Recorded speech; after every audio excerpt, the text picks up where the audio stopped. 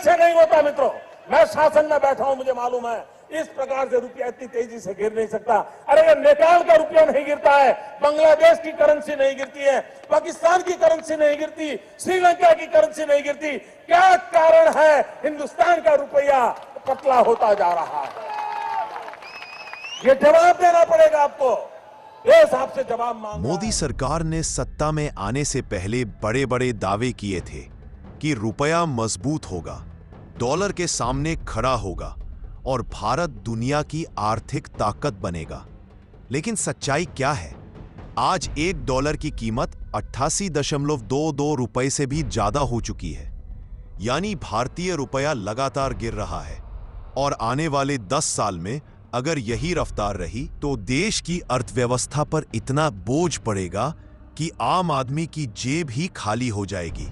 सरकार ने क्या किया इसे रोकने के लिए? क्या इनकी नीतियां नाकाम साबित हुईं? और सबसे बड़ा सवाल, अगर आजादी से 2014 तक रुपया इतना नहीं टूटा तो 2014 के बाद से यह इतनी तेजी से क्यों गिरा? नमस्कार, जय हिंद, जोहार। मैं हूं राहुल रोत, आप देख रहे हैं रोट टाइम्स।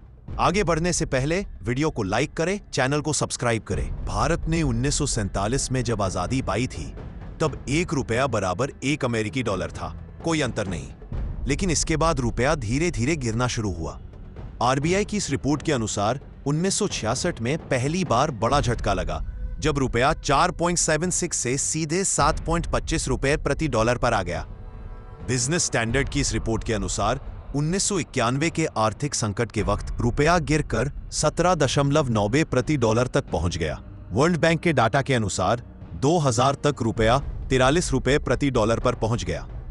2010 तक यह 46.5 रुपए प्रति डॉलर हो गया और 2013-14 यानी यूपीए सरकार के अंतिम वर्षों तक यह 60-70 रुपए प्रति डॉलर था।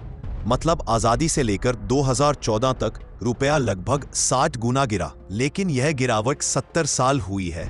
अब सवाल यह उठता है कि 70 साल में जहां रुपया 60 तक पहुंचा, वहीं 2014 से 2025 यानी सिर्फ 11 सालों में यह और 28 रुपए गिरकर 88 तक कैसे पहुंच गया? यही असली कहानी मोदी सरकार की आर्थिक नाकामी को उजागर करती है। 2014 में नरेंद्र मोदी ने देश से वादा किया था कि वे अर्थव्यवस्था को मजबूत करेंगे, रुपया मजबूत करेंगे और आम आदमी की जेब को सुरक्षित रखेंगे। लेकिन सच्चाई ये है कि 2014 में मैं शासन में बैठा हूं, मुझे मालूम है इस प्रकार से रुपया इतनी तेजी से गिर नहीं सकता। अरे ये नेपाल का रुपया नहीं गिरता है, बांग्लादेश की करेंसी नहीं गिरती है, पाकिस्तान की करेंसी नहीं गिरती, श्रीलंका की करेंसी नहीं गिरती। क्या कारण है हिंदुस्तान का रुपया पतला होता जा रहा है? ये जवाब देना पड़ेगा आपको। देश आपसे जवाब मांग रहा है। जब मोदी जी प्रधानमंत्री बने तब $1 58.6 रुपए था। आज 2025 में वही डॉलर 88+ रुपए का हो चुका है। यानी सिर्फ 11 साल में रुपया 30 रुपए और टूटा। तुलना करें तो 1947 से 2014 तक रुपया 60 रुपए टूटा। 67 साल में 2014 से 2025 तक रुपया 28 रुपए टूटा, सिर्फ 11 साल में। क्या ये अच्छे दिन हैं या फिर आर्थिक प्रबंधन की सबसे बड़ी विफलता? सरकार की नाकामी के 5 बड़े कारण। 1. तेल पर निर्भरता और बढ़ता इंपोर्ट बिल। भारत अपनी जरूरत का 85% कच्चा तेल विदेशों से खरीदता है। डॉलर मजबूत होते ही तेल महंगा होता है और सीधा दबाव रुपया पर पड़ता है। 2. बढ़ता विदेशी कर्ज। 2014 में भारत का विदेशी कर्ज था $436 बिलियन। 2024 तक यह बढ़कर $677 बिलियन हो गया। ट्रेड डेफिसिट 2023-24 में भारत का ट्रेड डेफिसिट $238 बिलियन रहा, जो अब तक का सबसे ऊंचा स्तर है। रुपए को स्थिर रखने में आरबीआई की नाकामी। रिजर्व बेचकर भी रुपया नहीं संभाला। विदेशी निवेशकों ने पैसा निकाला और रुपया ढह गया। सरकार की नीतियों में भरोसे की कमी। नोटबंदी, जीएसटी जैसे फैसलों ने विदेशी निवेशकों का भरोसा हिलाया। और जब निवेशक भागते हैं तो डॉलर मजबूत और रुपया कमजोर हो जाता है। मोदी सरकार ने बार बार दावा किया कि रुपया मजबूत हो रहा है, लेकिन जमीनी सच्चाई ये है कि 2014 के बाद रुपये की गिरावट की रफ्तार इतिहास में सबसे तेज रही है। और अगर यही हाल रहा तो 2035 तक रुपया 100 रुपए प्रति डॉलर तक पहुंच सकता है। रुपए का डॉलर के मुकाबले गिरना सिर्फ कागजी आंकड़ा नहीं है, यह सीधे सीधे आपकी और हमारी जेब पर हमला है। आइए देखते हैं कि कैसे रुपया टूटने से आम आदमी की जिंदगी महंगाई की आग में झोंक दी गई। एक, पेट्रोल डीजल और महंगाई का झटका। भारत 85% तेल बाहर से खरीदता है।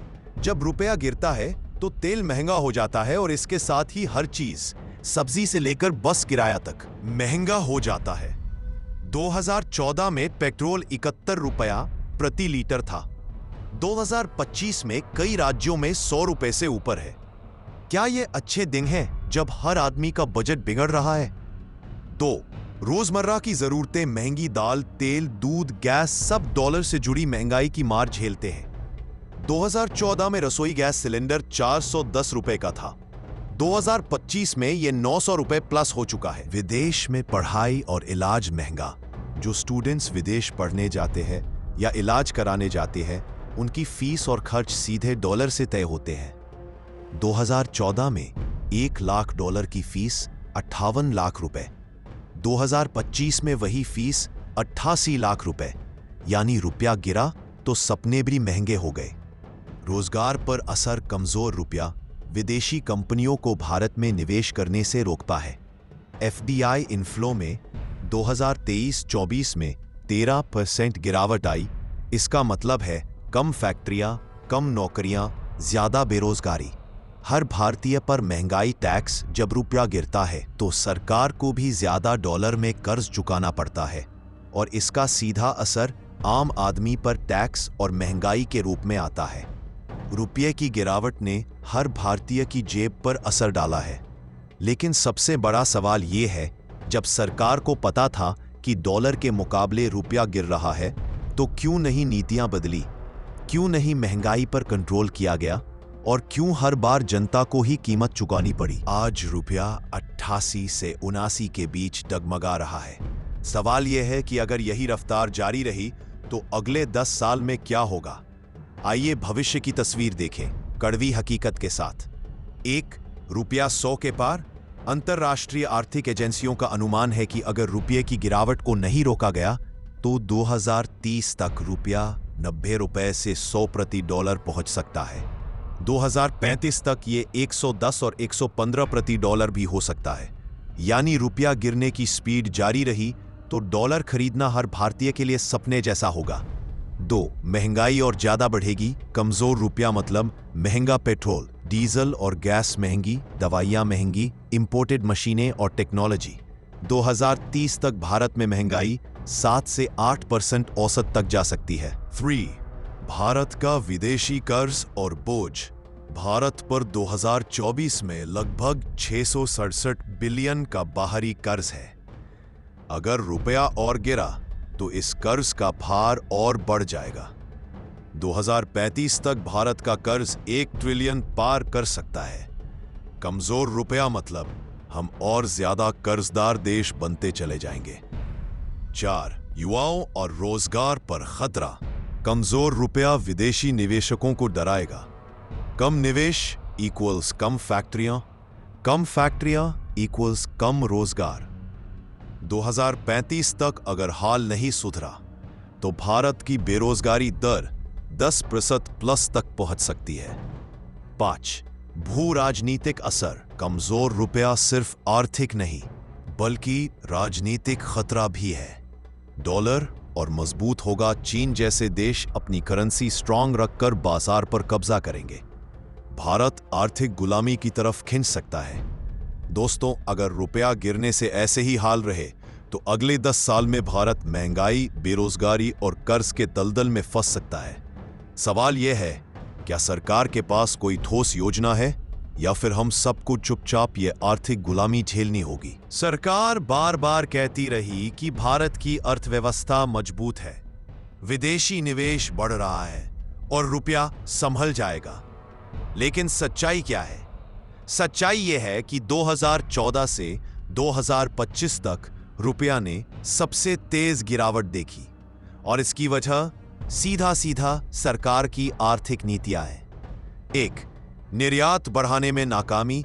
सरकार ने मेक इन इंडिया और आत्मनिर्भर भारत जैसे नारे दिए, लेकिन हकीकत यह है भारत का निर्यात जीडीपी का केवल 22% है, जबकि चीन का 40% प्लस है। 2014 से अब तक निर्यात में कोई बड़ा उछाल नहीं आया। कमजोर निर्यात का मतलब हम डॉलर कमाकर रुपया मजबूत नहीं कर पाए। 2, विदेशी निवेश एफडीआई का घटता भरोसा।